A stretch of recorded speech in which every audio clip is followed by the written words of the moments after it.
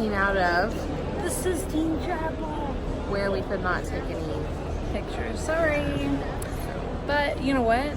It looks just like the pictures I saw before when It really did, except the ceilings were way higher, and so your neck was like... Yeah, and there's no borders.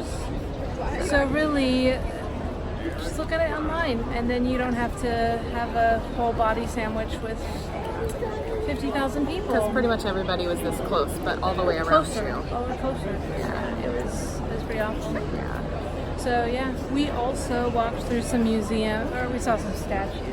A lot of naked people. Statues and paintings and tapestries. They weren't all naked. And a couple of mosaics. Yeah, mosaical floors. It was all right. We're now gonna go into The St. biggest. Peter's, which is the biggest church in the world, is what our tour guide said. What's been going on? I don't know, but what is that building behind us? That is St. Peter's, the largest church in the world. The world? The world? What? Yes. So is it just like a little bit bigger? It's a lot bigger. They have little marking things on the floor to show to brag, to show like this is where this church stops and we go this much further, and this is where this church stops and we go this much further. And the last church was a good 20, 30, 40. Space was not my thing in that church around. So, yeah. Very beautiful. We realized, though, that the church we went to yesterday, St. Paul's, outside the wall, is only the second largest in Italy, not in the world. So this church showed world sizes. So what else did you like about St. Paul's? Peter's. I got nothing. You got nothing?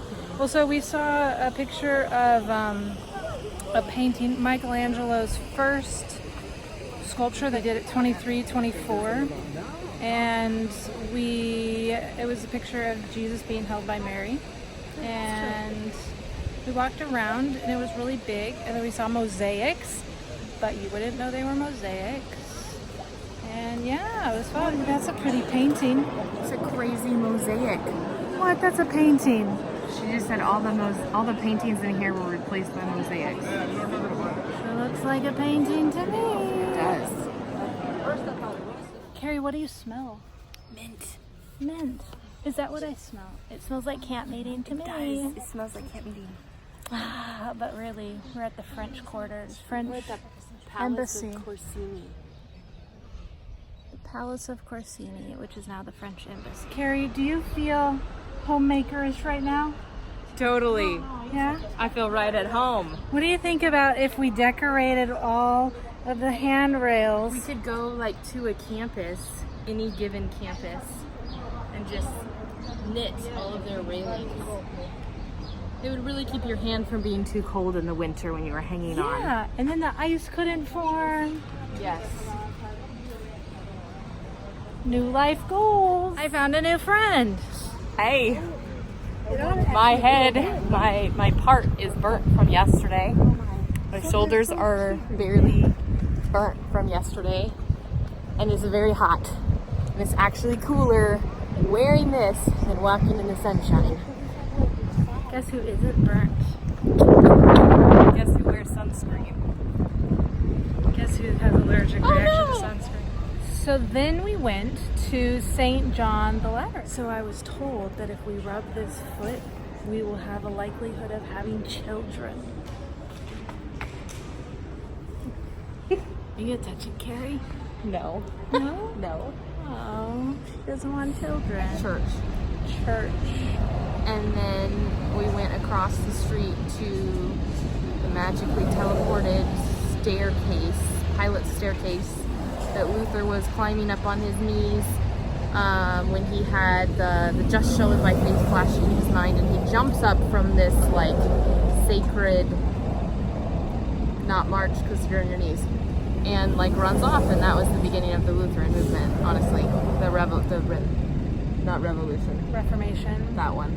So we couldn't take any pictures of it, but we did see some guys like walking up, and they were like, so there were 3 Asian kids. Okay, they're probably young adults. They're probably our age. Walking up and taking pictures of themselves, having knelt and made their way all the way up. But there was crowded. It was crowded. There are still a lot of people walking up those steps. So that's interesting. Very interesting. And then after that? Then after that, we went to the donation of Constantine, which I believe is called the Church of Jesus. We went in there, and Dr. Dumsty told us a long story and confused us all. Maybe not all, but all. About how Constantine had leprosy and the Pope healed him, and so he was just so thankful that he donated stuff to the Pope, Like a lot of land and territory, and that's how Rome claims so much land. And how in that document they call Pope for the first time by his name that in Roman numerals adds up to 666. I'm a little less confused now than I was before. We also stopped by this little church place, because every place is a church, where supposedly Constantine was baptized, which is also supposedly not true. So there's this like center area. I'm unclear if it was for immersion or sprinkling. It was like a little bathtub. I actually thought that it was some burial site, and then we were told that nope, that's the baptism. So there were a couple room chapels off of it. That's very common in especially the big churches. There's like side rooms. Just another church. Yeah. So then we went to the Jesuit church, It's and they were their having headquarters. a light show. Yeah, light show. I think of like Las Vegas. Yeah, it was like, hey, The lights here's a came little on candle, the marble statue, and here's another little candle. And it was not in English, so there was like words and then music and then words and then music, and I was just like, I'm in a Jesuit church, I'm not okay with this.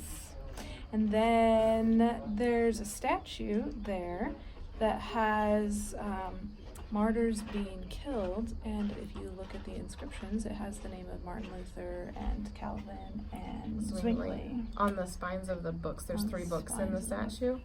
And you have to really get up there to see it. Yeah. But yeah, and the Catholic Church obviously wants to say, no, we didn't persecute them, and then it's like, well, it's in your stone. So yeah, it was an interesting church. That was an interesting statue.